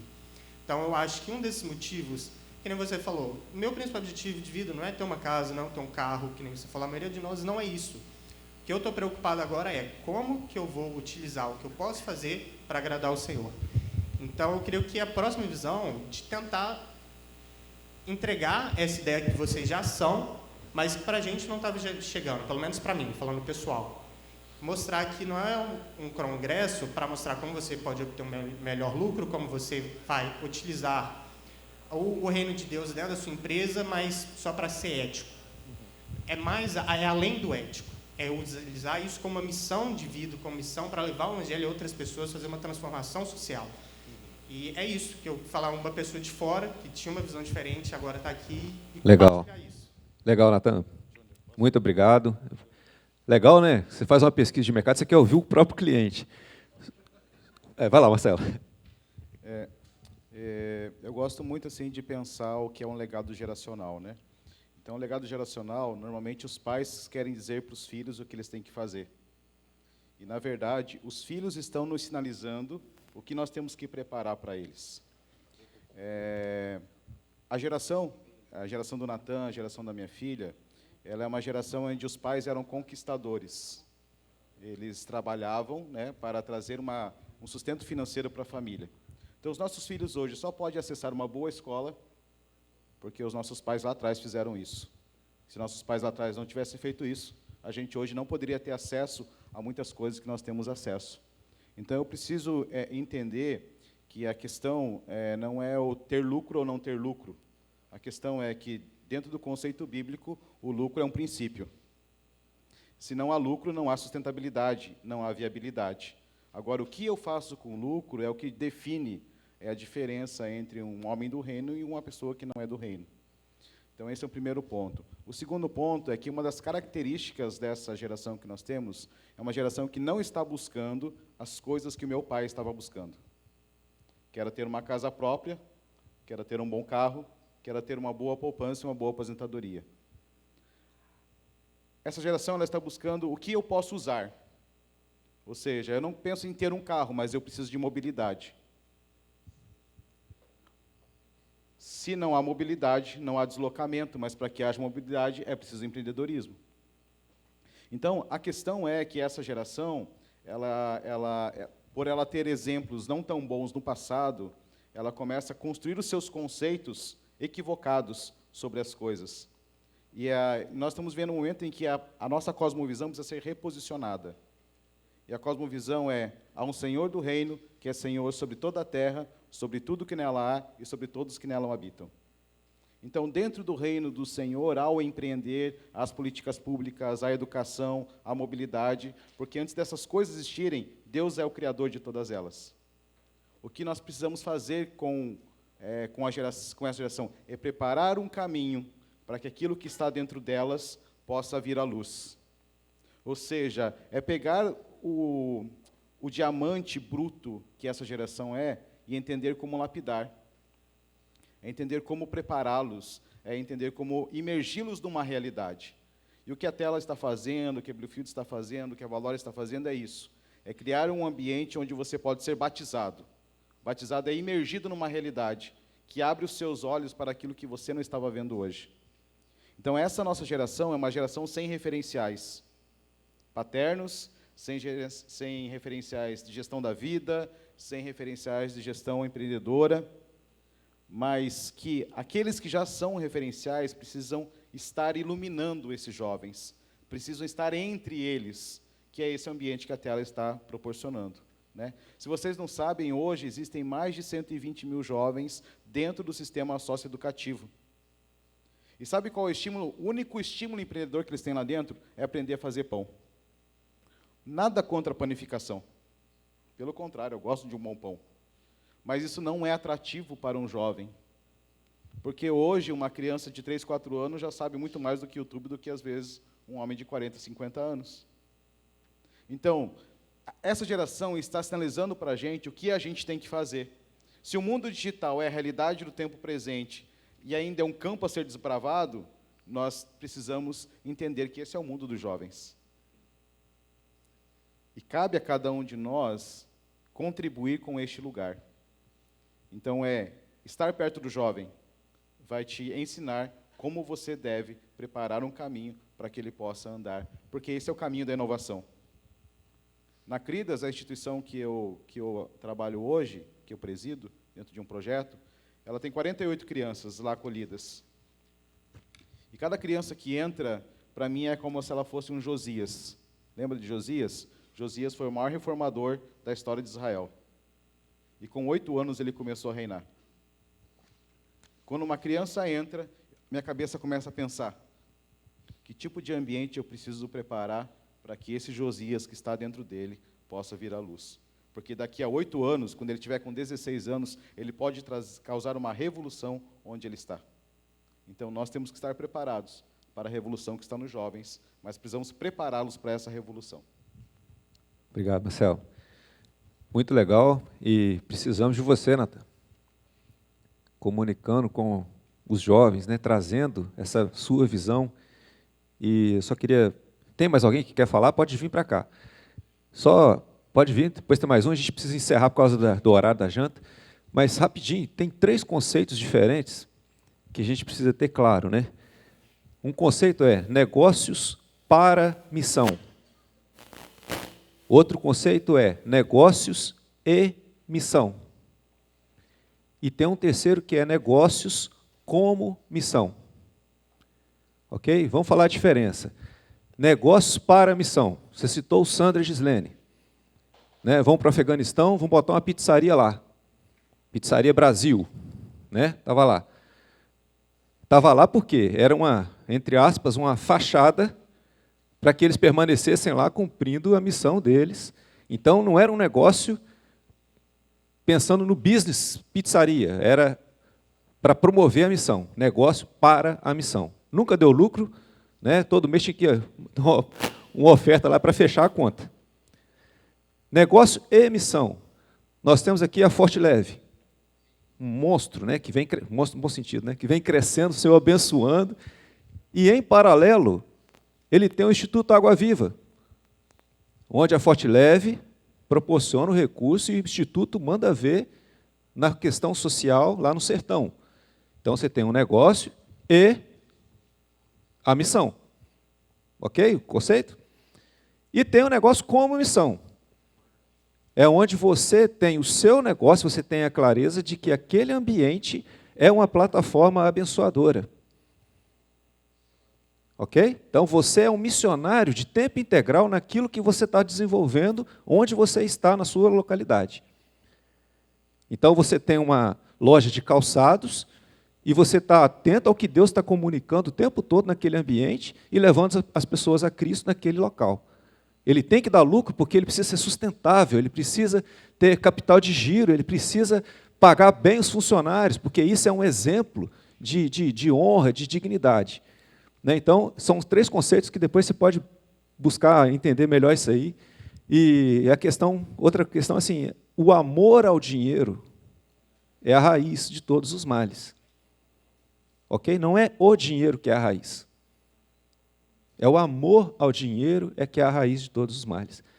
Né? Quem dera, né, todos nós aqui fôssemos multimilionários, como o Antônio, né, da Forte Leve, e tivesse o coração que ele tem de investir, de impactar esse sertão do Brasil com o IDH terrível, não é talvez como o do Níger, mas em alguns lugares chega perto. Então, assim, o dinheiro ele é para ser usado, o dinheiro é para ser nosso escravo, e não nós escravos do dinheiro. Ok? Então, dentro dessa perspectiva de sermos mordomos daquilo que o Pai colocou na nossa mão. Se Ele colocou muito, é porque a gente vai abençoar muitos. Se Ele colocou pouco, nós vamos abençoar todos que nós conseguimos com aquele pouco. Porque tudo é do Senhor e nós somos mordomos. Amém? Vamos lá. Uma perguntinha rápida, vamos tentar. Boa tarde. Boa tarde. Meu nome é Timóteo, eu sou de Aracruz. Eu queria começar falando, me impactou muito a palavra que você compartilhou, linda, né? É isso. Porque traz uma métrica diferente um pouco do que a gente está acostumado a ver aí fora de sucesso. O sucesso está muito ligado ao dinheiro aí fora, não estou julgando o contexto aqui dentro. dentro das igrejas, mas fora do que a gente está compartilhando aqui, é uma métrica que determina o sucesso ou o fracasso, né? Se a Linda fosse falar para qualquer pessoa, eu tinha uma empresa, a 1212, e ela fechou, automaticamente fracassou. Essa é a métrica, que é o parâmetro que a gente tem natural, que precisa ser quebrado. O sucesso não está relacionado ao dinheiro. O sucesso está relacionado ao que o dinheiro impactou, né, serviu de ferramenta para impactar a vida de uma pessoa. Baseado nisso, o que eu vejo que dificulta muito a implementação do empreendedorismo é que a gente vê muito pouca ênfase naquilo que se errou até se alcançar o sucesso. Quando eu vejo pessoas como vocês falando, dá vontade de botar minha mochila nas costas e sair. Vai não, pai, fica aí. Não vou. Vocês estão ruins pra caramba, o cara quer ir embora. Eu penso, quem sou eu perto de pessoas como essas, né? Como que eu impacto tão pouco? Eu me sinto constrangido, né? E muitas vezes incapaz de alcançar algo que seja minimamente próximo do que alcançaram. Eu sei que para cada um, o Senhor tem um propósito. Mas o que eu queria enfatizar, e é uma palavra que ardeu no meu coração anos atrás, num retiro de homens, teve um irmão que me lembrou disso recente, por que temos tantas dificuldades? A gente, muitas vezes, agora eu sou pai, e eu tento corrigir nos meus filhos coisas que eu já percebo que eu já passei, né, que hoje eu entendo de uma forma diferente, eu tenho medo que eles tracem o mesmo caminho. Mas como eu penso, eles são muito pequenos ainda, né, tem 1 ano e pouco, não tenho condição ainda de conversar da forma como eu gostaria, mas como que é difícil eu expor o meu erro para outro, visando o crescimento, né? Eu vejo que isso falta muito, até dentro do contexto de empreendedorismo. Eu penso assim, cara, eu não vou nem tentar empreender, não. Eu não vou chegar perto desses caras. Não, eu não vou ter sucesso. Não vou me arriscar. Eu sei que eu vou falhar. E se eu falhar, né, se a minha empresa fechar ou o meu empreendimento fechar, eu vou ser taxado como fracassado, né? A história que a Linda trouxe para mim mudou seu conceito de sucesso, né? Foi um sucesso completo. Amém.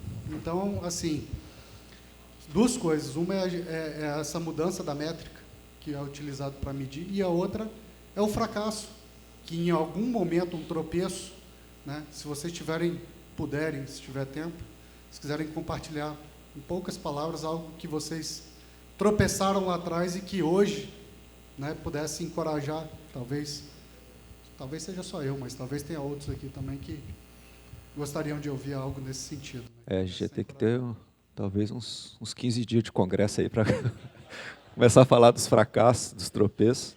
Mas é aí que eu falo, às vezes a gente subestima isso. Eu acho que a questão que você colocou é muito pertinente.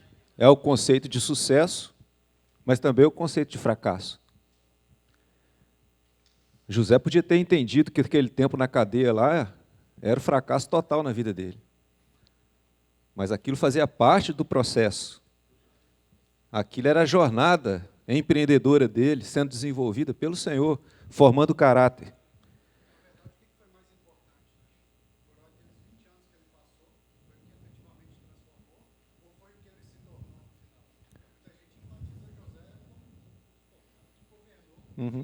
Pois é, mas se ele passasse para contar os 13 anos dele de ralação ali, né? A gente conhece a história boa do José, mas ele estava sendo formado. Moisés ficou 40 anos lá para tratar o caráter dele, né? O cara que podia estar governando, príncipe do Egito, 40 anos sendo forjado para depois Deus chegar para ele e falar assim, tem uma parada aí para você.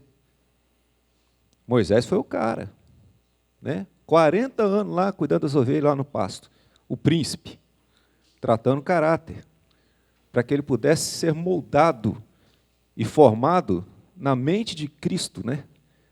Para que pudesse governar nessa perspectiva do reino.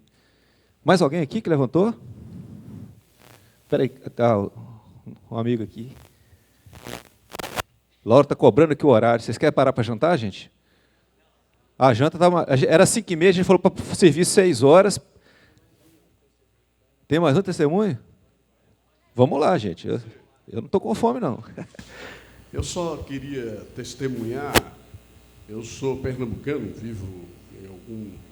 sou executivo há muitos anos e queria testemunhar algumas questões práticas do ponto de vista daquilo que tenha ocorrido lá em Joinville, em Santa Catarina, numa comunidade tradicionalmente empreendedora, por cultura, onde nasceram várias empresas, hoje que têm toda uma expressão nacional e até multinacional.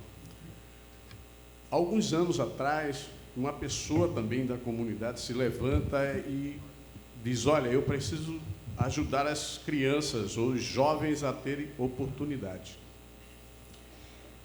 E a irem para a escola, ele levantou algumas pessoas na ideia, compraram vagas das escolas, algumas particulares, outras apoiando. Ele começou, mas tinha uma coisa que ele sempre perguntava para o jovem, você quer?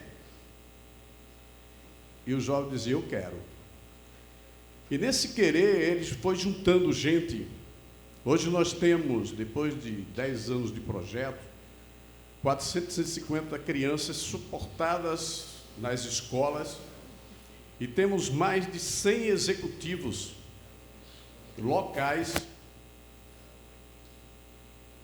ajudando, criando vagas, orientando e participando desse projeto. Aquele tempo livre, aquele contraturno é preenchido com atividades, é preenchido com suporte e é preenchido também com a oportunidade. Então, quando Paulo traz aqui o ambiente, criar um ambiente de inovação. Eu sou o executivo hoje da empresa que sou responsável pela inovação. Eu tenho 63 anos, foi o maior presente que eu recebi na minha vida, foi com 63 anos ser responsável de mudar uma realidade de uma empresa de 60 anos. E esse legado de uma família extremamente importante, a família Schmidt, que trouxe em 1930 a tecnologia da fundição para o Brasil e criou a fundição Tupi. Funda a nossa empresa, 60 anos, e nós temos hoje uma responsabilidade tremenda de transformá-la para os próximos anos. E nesse é um ambiente, e ele só pode ser transformado exatamente pelo exemplo de cada dia que você chega, pelo ambiente e pelo envolvimento que você vai trazer da comunidade. E eu gostaria de testemunhar isso, porque isso é possível. E em todos os níveis. E nós, executivos, somos extremamente ocupados, nós não temos tempo, nós somos os caras que trabalhamos, mas nós temos que aprender a dedicar um tempo para a construção de um projeto que está muito além daquilo que são os nossos sonhos, aquilo que nós nos propusemos como profissionais. E essa consciência ela vai nascer à medida que eu me junto e crio espaço e acredito que o exemplo e a oportunidade criarão o ambiente. Acredite nisso. Obrigado. Obrigado, irmão. Clívia, pergunta, só para acabar, é pergunta, quer fazer? Perguntinha rápida, gente. Vamos lá, vamos. Aqui. Na verdade, não é uma pergunta, é uma continuação do que eles estavam falando, que assim, o senhor ficou me incomodando muito ali, referente a tudo que foi dito, referente a pessoas, né, que no contexto geral estamos falando de vidas. E desde o começo, quando eu comecei a colaborar com a questão de como trazer mais pessoas para o Congresso, e a gente sonhava com todas essas cadeiras cheias, e por que a gente não consegue, não consegue encher Onde é que estão essas pessoas que desejam e estão com sede? E aí o Paulo falou sobre tecnologia, eu fali 7 vezes, né? E aí tentando empreender com essa sede, desde que eu fui uma funcionária de um empreendedor do reino, me despertou sede de empreender. Né? Então faz a diferença você ter um patrão, acho que todo mundo aqui é empresário, né? Quem é empresário aí tem funcionários. Eu sei que tudo que está sendo dito aqui é muito rico, mas o feijão com arroz funciona, né? As pessoas que trabalham para vocês, quantos deles conhecem verdadeiramente o Senhor? Quantos de verdade deles sabem o que é empreender na perspectiva do reino, que não tem nada a ver com o CNPJ? Né? Empreender, essa disposição não tem a ver com você ter um CNPJ, essa disposição pelo reino de transformar vidas. Então, assim, o Senhor estava me incomodando ali, porque eu fui uma funcionária de um empreendedor do reino, que foi o Júnior, e desde então eu fiquei com muita sede de empreender, né? E aí eu errei muito, porque eu queria empreender, e aí eu não fui ensinado o que era empreender na perspectiva do reino, e também, né, aconteceram muitas coisas de lá para cá. Então, eu acredito que o auditório ele não enche, pegando o gancho do Paulo sobre o digital, justamente por isso, porque o nível de consciência das pessoas, eu falei isso com o Júlio na casa dele, vocês, na minha percepção, né, é uma opinião minha, que talvez um rapazinho concorde, está sendo comunicado de forma errada, né? Eu sou um bebê ainda que está aprendendo sobre o reino, mas está sendo comunicado de forma errada. Essa percepção de que empreender é ruim, isso é real. Essa percepção de que isso aqui é um congresso para engravatados é real. O digital está quebrando isso, está tirando a gravata do Júnior, expondo ele, né?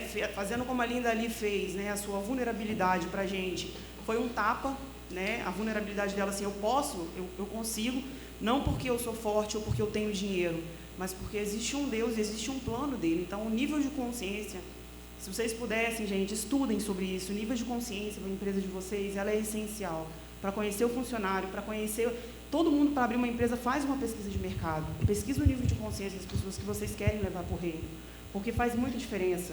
O Senhor fala com a gente de forma, a comunicação do Senhor, pelo menos comigo, é retórica. Ele me pergunta, ele me deixa constrangida para responder aquilo que ele tem para mim. Então, assim, completando o que o Paulo falou, não está cheio, porque as pessoas não estão entendendo. A gente está tentando falar mestrado e doutorado para quem está começando pré. Né? Então, é isso que eu queria deixar para vocês ficarem incomodados de serem fermento, mas cuidado para não falar do empreendedorismo do reino como riqueza, como grana. Não é sobre isso. Legal. Seja um fermento inicial, do beabá mesmo. Obrigado. Clívia. Ivan, quer falar alguma coisa rapidinho? Vai lá, Ivan. Alguma coisa? Vai fazer alguma pergunta para os nossos... Vai? Senão eu já ia liberar. Não, é uma provocação, mais ou menos, uma reflexão. Porque quando a gente fala, voltando à pergunta original, né, do que a gente precisa para acelerar empresas do reino. E eu acho que a imagem de um empreendedor, ela está muito associada a esse sucesso que se falou aqui, né? E eu não conheço, quando você vai investigando a vida dos empreendedores, eu acho difícil você conhecer a história de um empreendedor que hoje está lá no alto e que começou do zero. Sempre tem alguma forma dele se sustentar. Alguém bancou aquilo. Foi uma geração anterior, foi alguma forma o cara chegou lá. E quem está começando do zero e quer empreender, acha que vai chegar lá também. E talvez não chegue, talvez vai ser o filho, vai ser o neto, mas tem que começar. Então a pergunta é, essa aceleração de empresas do reino passa por essa elucidação, por essa iluminação de que a vida é assim, de que você não está plantando para você, não só por causa do reino, mas porque talvez não seja na sua geração que você vai ver o resultado, e só daqui a... Talvez você não veja o resultado. Né? Ótima pergunta, Ivan. O Paulo Oliveira falou uma coisa muito legal, nunca tinha reparado nisso, da história bíblica do FFFs, né? Familiares, amigos, pessoas que acreditam na sua ideia. Isso é uma característica do empreendedorismo. Quando eu comecei com a Bluefields, troquei 10 planos 10 páginas de um plano de carreira, green card na mão, uma carreira, uma multinacional, deixei tudo isso para trás por entender esse chamado de empreender. Fui falar para o meu pastor. Minha igreja foi a primeira igreja que falou, a gente vai te ajudar aqui. Tem uma casa abandonada, faz o escritório da Bluefields lá. A igreja da Linda também foi uma das mantenedoras nesse processo, entendendo que também, além de empreendedorismo, é um ministério. Tinha o dinheiro que eu tinha juntado, então teve muito capital próprio ali, investido também. Então a gente precisa. Tive minha família que me ajudou, fui morar 2 anos com a minha avó, que foi uma bênção, porque, né, pude conviver com ela um tempão, coisa que eu não tinha convivido. Então, mas acho que a gente abre mão de muita coisa que, quando a gente tem histórias de sucesso para contar, essas histórias acabam ficando para trás, porque a gente não quer contar sobre isso, né? Sobre os perrengues que a gente passou. Teve dia que eu fui fui comer, não estava dando nada certo, que a gente estava tentando na Bluffs depois de 18 meses, eu tinha R$20 na conta, usei para comprar o almoço, acabou meu dinheiro. Estava tão nervoso que a hora que eu cheguei para colocar a comida na mesa, caiu tudo, caiu a coca em cima da comida. Mas, sim, são coisas doídas para o empreendedor. E foi assim que tudo começou. E Deus trabalhou na minha vida nesse processo todo. Eu até, tomar liberdade aqui, eu fiz algumas mudanças numa música, uma licença poética aqui, que aquela música, assim, acho que qualquer empreendedor vai se identificar com isso aqui.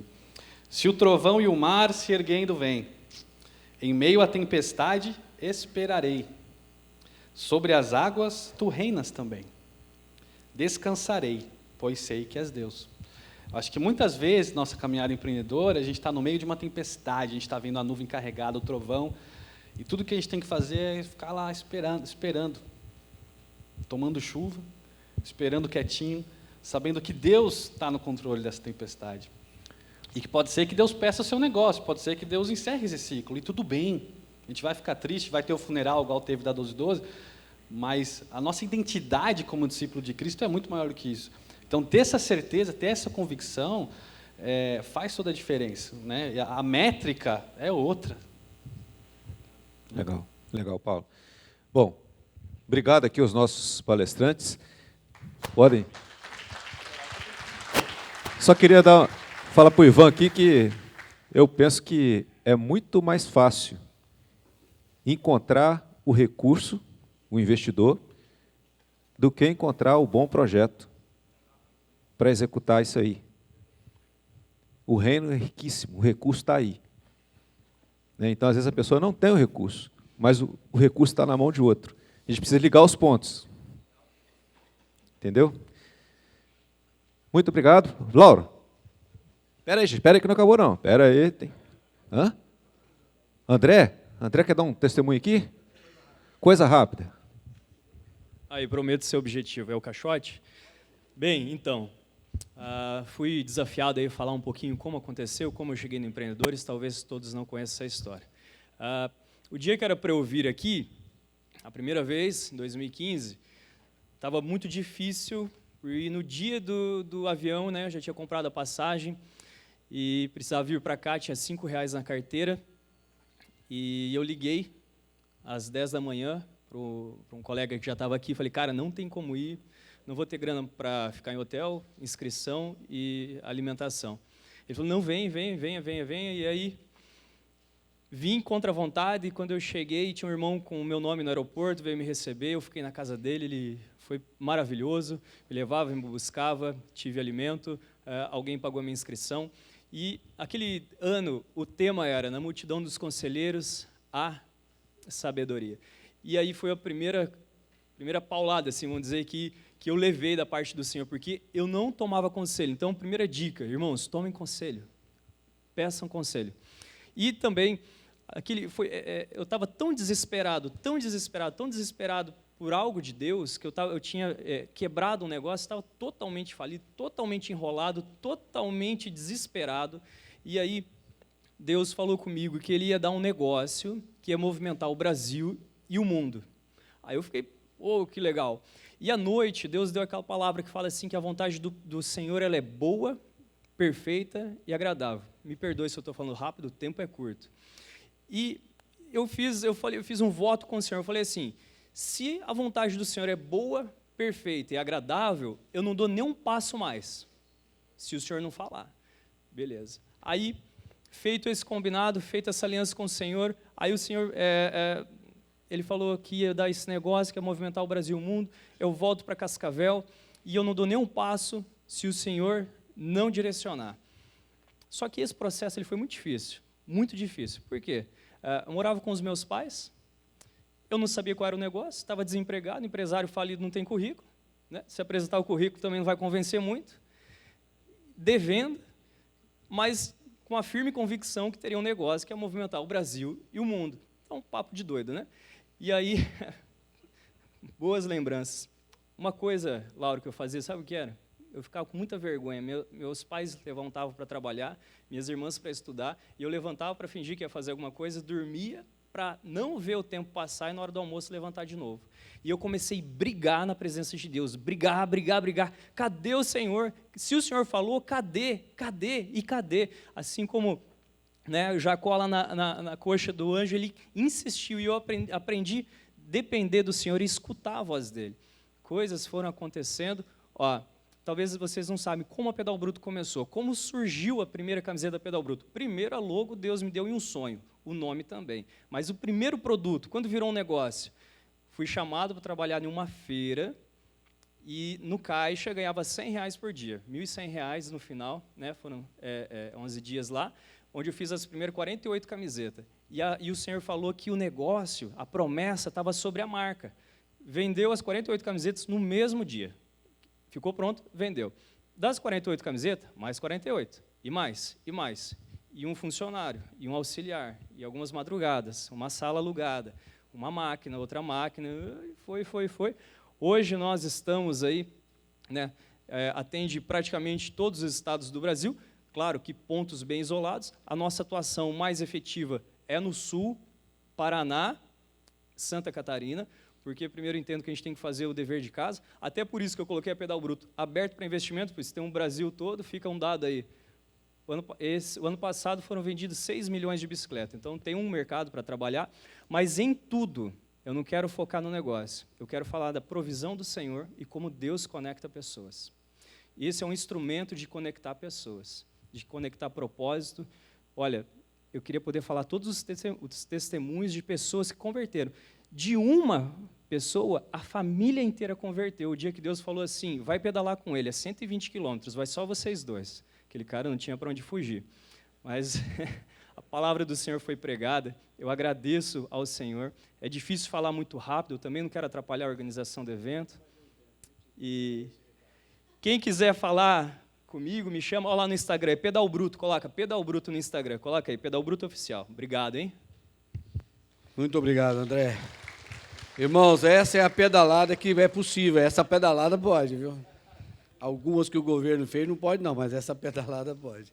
Aqui, atrasamos bastante, então nós vamos jantar agora e vamos retornar às 19h15, começando aqui para toda uma programação. Pode ser? Conto com vocês, tá? Obrigado.